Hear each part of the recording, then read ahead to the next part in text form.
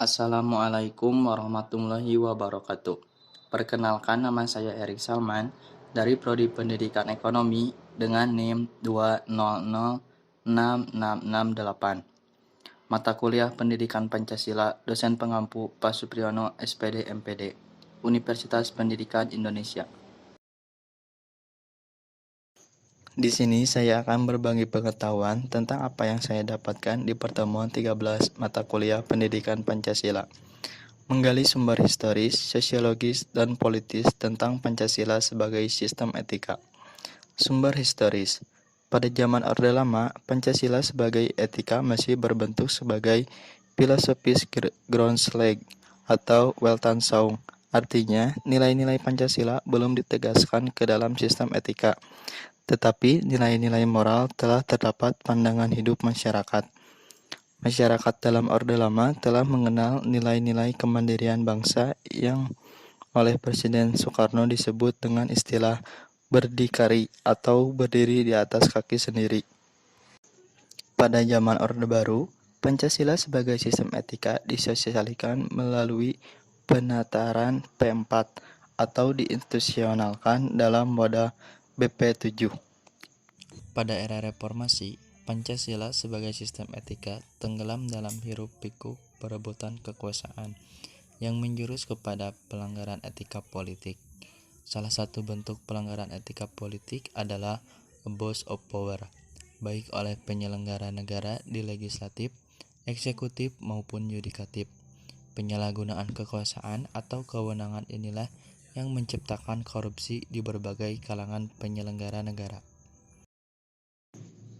Sumber sosiologis. Sumber sosiologis Pancasila sebagai sistem etika dapat ditemukan dalam kehidupan masyarakat berbagai etnik di Indonesia. Misalnya, orang Minangkabau dalam hal bermusyawarah memakai prinsip bulat air oleh pembuluh, bulat kata oleh mufakat. Sumber politis. Sumber politis Pancasila sebagai sistem etika terdapat dalam norma-norma dasar sebagai sumber penyusunan berbagai peraturan perundang-undangan di Indonesia.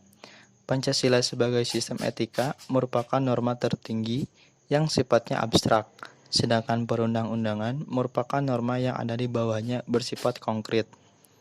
Etika politik mengatur masalah perilaku politikus, berhubungan juga dengan praktik institusi sosial, hukum komunitas, struktur-struktur sosial, politik, ekonomi. Etika politik memiliki 3 dimensi, yaitu tujuan, sarana, dan aksi politik itu sendiri. Dinamika dan tantangan Pancasila sebagai sistem etika. Dinamika Pancasila sebagai sistem etika.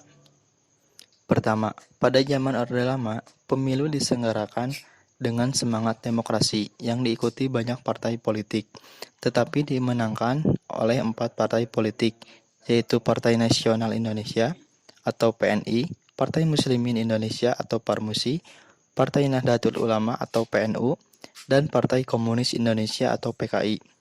Tidak dapat dikatakan bahwa pemerintahan di zaman Orde Lama mengikuti sistem etika Pancasila. Bahkan ada tudingan dari pihak Orde Baru bahwa pemilihan umum pada zaman Orde Lama dianggap terlalu liberal karena pemerintahan Soekarno menganut sistem demokrasi terpimpin yang cenderung otoriter. Kedua, pada zaman Orde Baru, sistem etika Pancasila diletakkan dalam bentuk penataran P4. Pada zaman Orde Baru pula muncul konsep manusia Indonesia seutuhnya sebagai cerminan manusia yang berperilaku dan berakhlak mulia sesuai dengan nilai-nilai Pancasila. Manusia Indonesia seutuhnya dalam pandangan Orde Baru artinya manusia sebagai makhluk ciptaan Tuhan Yang Maha Esa yang secara kodrati bersifat monodualistik, yaitu makhluk rohani sekaligus makhluk jasmani dan makhluk individu sekaligus makhluk sosial. Ketiga, sistem etika Pancasila pada era reformasi tenggelam dalam euforia demokrasi. Namun seiring dengan perjalanan waktu, disadari bahwa demokrasi tanpa dilandasi sistem etika politik akan menjurus pada penyalahgunaan kekuasaan, serta menghalalkan segala cara untuk mencapai tujuan. Tantangan Pancasila sebagai sistem etika. Pertama, tantangan terhadap sistem etika Pancasila pada zaman Orde Lama berupa sikap otoriter dalam pemerintahan, sebagaimana yang tercermin dalam penyelenggaraan negara yang menerapkan sistem demokrasi terpimpin. Hal tersebut tidak sesuai dengan sistem etika Pancasila yang lebih menonjolkan semangat musyawarah untuk mufakat.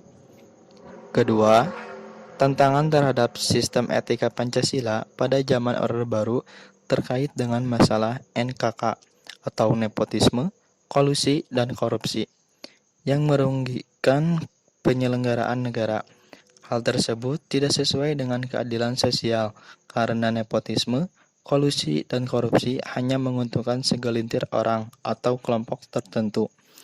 Ketiga, tantangan terhadap sistem etika Pancasila pada era reformasi berupa euforia kebebasan berpolitik, sehingga mengabaikan norma-norma moral. Misalnya, munculnya anarkisme yang memaksakan kehendak dengan mengatasnamakan kebebasan berdemokrasi. Esensi Pancasila sebagai sistem etika. Hakikat Pancasila sebagai sistem etika terletak pada hal-hal sebagai berikut.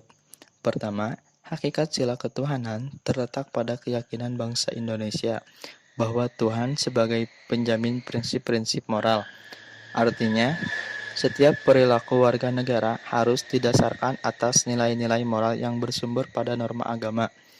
Setiap prinsip moral yang berlandaskan pada norma agama, maka prinsip tersebut memiliki kekuatan untuk dilaksanakan oleh pengikut-pengikutnya. Kedua, hakikat sila kemanusiaan terletak pada actus humanus, yaitu tindakan manusia yang mengandung implikasi dan konsekuensi moral yang dibedakan dengan actus homini, yaitu tindakan manusia yang biasa. Tindakan kemanusiaan yang mengandung implikasi moral diungkapkan dengan cara dan sikap yang adil dan beradab sehingga menjamin tata pergaulan antar manusia dan antar makhluk yang bersendikan nilai-nilai kemanusiaan yang tertinggi, yaitu kebajikan dan kearifan. Ketiga, hakikat sila persatuan terletak pada kesediaan untuk hidup bersama sebagai warga bangsa yang mementingkan masalah bangsa di atas kepentingan individu atau kelompok. Sistem etika yang berlandaskan pada semangat kebersamaan, solidaritas sosial akan melahirkan kekuatan untuk menghadapi penetrasi nilai yang bersifat memecah belah bangsa. Keempat, hakikat sila kerakyatan terletak pada prinsip musyawarah untuk mufakat. Artinya, menghargai diri sendiri sama halnya dengan menghargai orang lain. Kelima, hakikat sila keadilan sosial bagi seluruh rakyat Indonesia merupakan perwujudan dari sistem etika yang tidak menekankan pada kewajiban semata atau menekankan pada tujuan belaka, tetapi lebih menonjolkan keutamaan yang terkandung dalam nilai keadilan itu sendiri. Urgensi Pancasila sebagai sistem etika. Pertama, meletakkan sila-sila Pancasila sebagai sistem etika berarti menempatkan Pancasila sebagai sumber moral dan inspirasi bagi penentu sikap, tindakan, dan keputusan yang diambil oleh warga negara. Kedua, Pancasila sebagai sistem etika memberi guidance bagi setiap warga negara sehingga memiliki orientasi yang jelas dalam tata pergaulan baik lokal, nasional, regional, maupun internasional. Ketiga, Pancasila sebagai sistem etika dapat menjadi dasar analisis bagi berbagai kebijakan yang dibuat oleh penyelenggara negara, sehingga tidak keluar dari semangat negara kebangsaan yang berjiwa Pancasilais.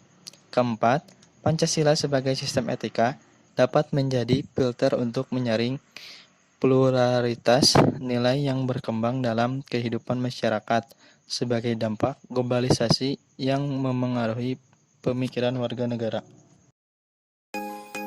Sekian yang dapat saya sampaikan. Terima kasih. Wassalamualaikum warahmatullahi wabarakatuh.